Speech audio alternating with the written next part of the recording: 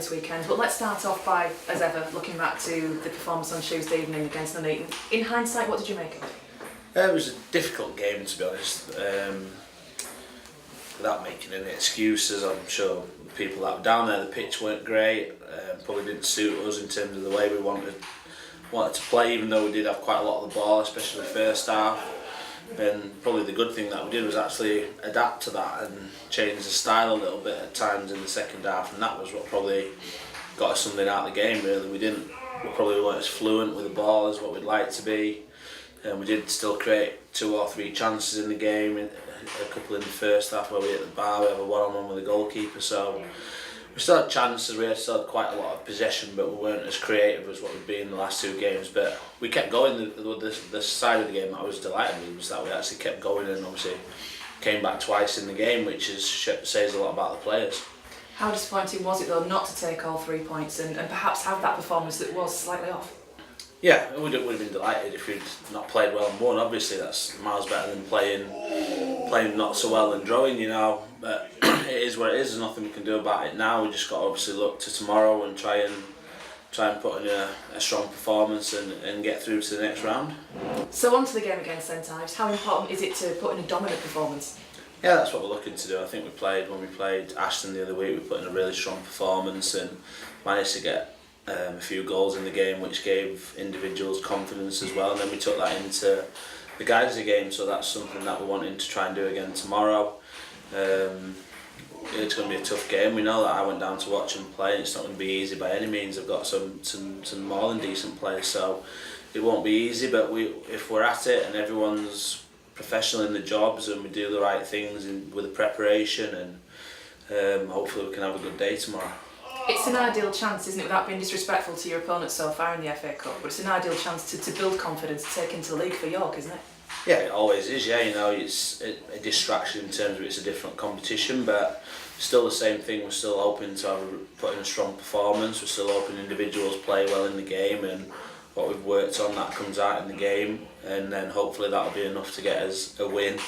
It brings obviously revenue into the club as well. We get into the next round where some of the teams that come into it are stronger, so we maybe get an opportunity hopefully that we get through and play against stronger teams and then see how that goes, you know. But we've got to get through this tomorrow first.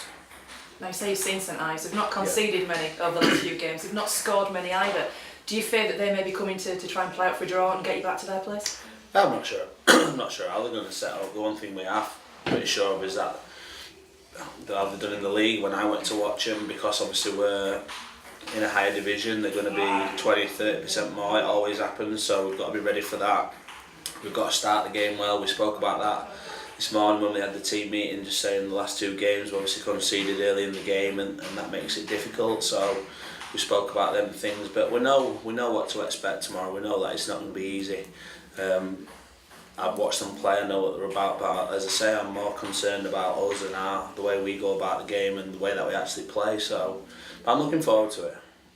Selection-wise, have you got everybody available? Any doubts that you're worried about? Yeah, there's a couple. Maka a little bit.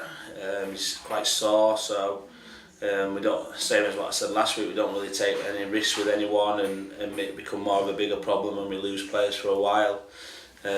Pretty much apart from that, we're hoping that everyone's going to be okay.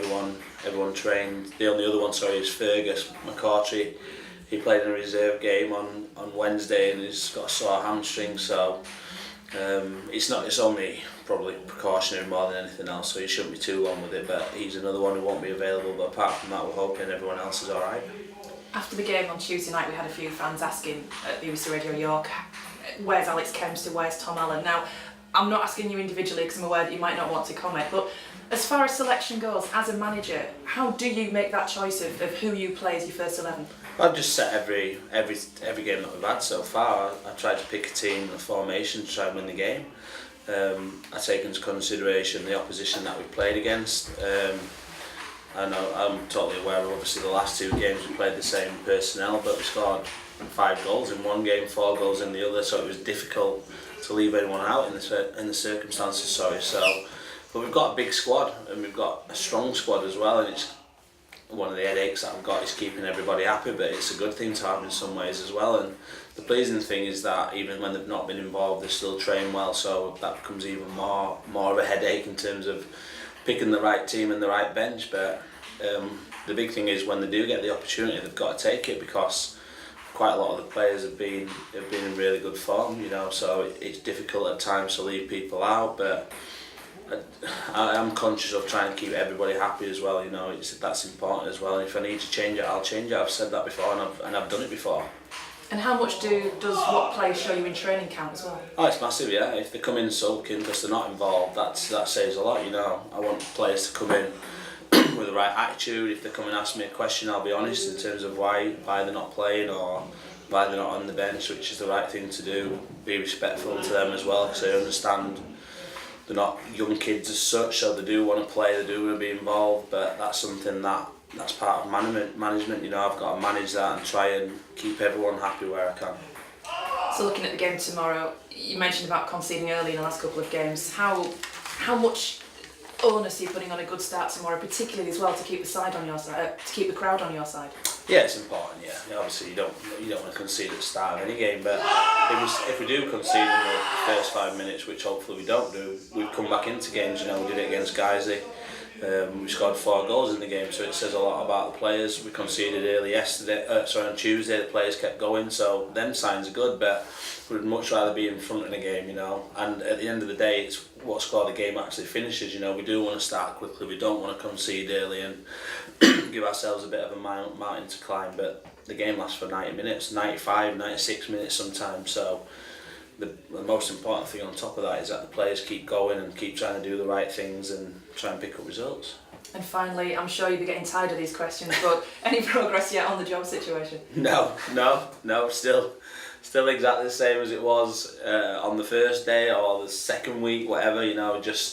I've not spoke to anybody this week because we've been busy with training and games and travelling and trying to get the right times for the players to rest and prepare for Saturday. So if I've not had a phone call, I've not spoke to anyone, just keep getting on with it, and then hopefully things will work out okay.